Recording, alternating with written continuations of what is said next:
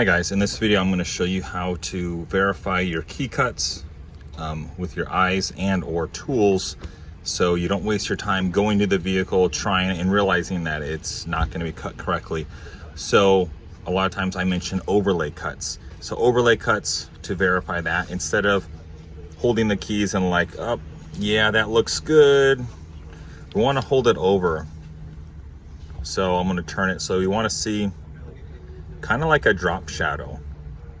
So if we hold it up, obviously this would be a lit background to see it even better. It just doesn't work with the camera. So we would hold it up and kind of turn it at an angle and see how it's like a drop shadow. So you pinch it, hold it still, and we kind of look.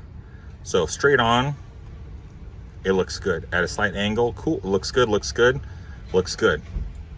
So that's the best way.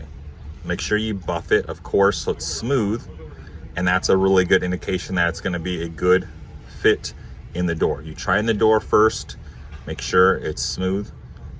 So before you even do that, you try their key in the door, left, right, smooth. Rate it on a 1 through 10. If it's like smooth, just say it's a 10. Put the new key that you cut, if it's the same ranking, good. But if it's tighter or looser, then you either cut too much or not enough. You can go back and fix it. So let's look at like some Toyota keys. Toyotas, you always want to use the Gymkhana. It's just always a better cut, but you also want to just still verify. So see how it's lined up. It looks pretty good, and then we tilt it. Oh man, look at that. So you can always see that way. You can compare. So say if it's off, say if this was to the spine and then this is to the spine here, but this one's not because the Gymkhana misread it for some sort of calibration reason. We can always use a digital caliper. So for that, if I just look at, say this is the customer's key, I can look at this center section, tighten gently. Okay, so that's 4.1 millimeter. And then I can look at the next section. Okay, so that's going to be a 5.3 millimeter. And let's compare the key we cut. Okay, 4.1. And then let's go open the next section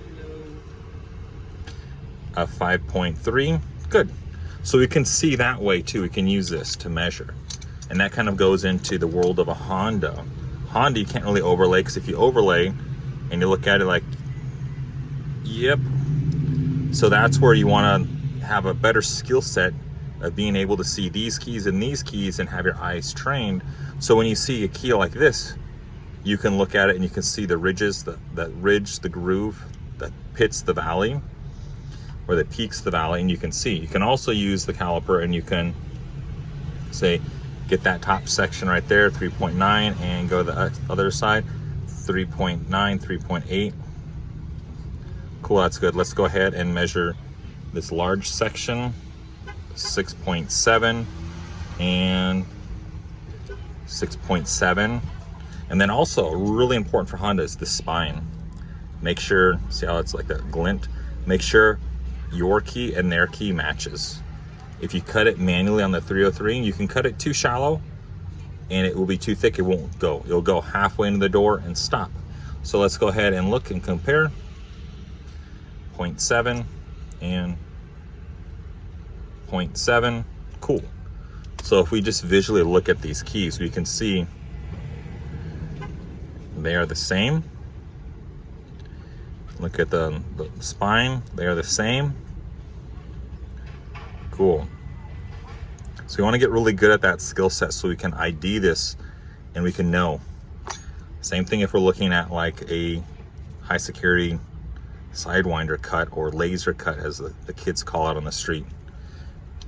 We can use the other back end. And 3,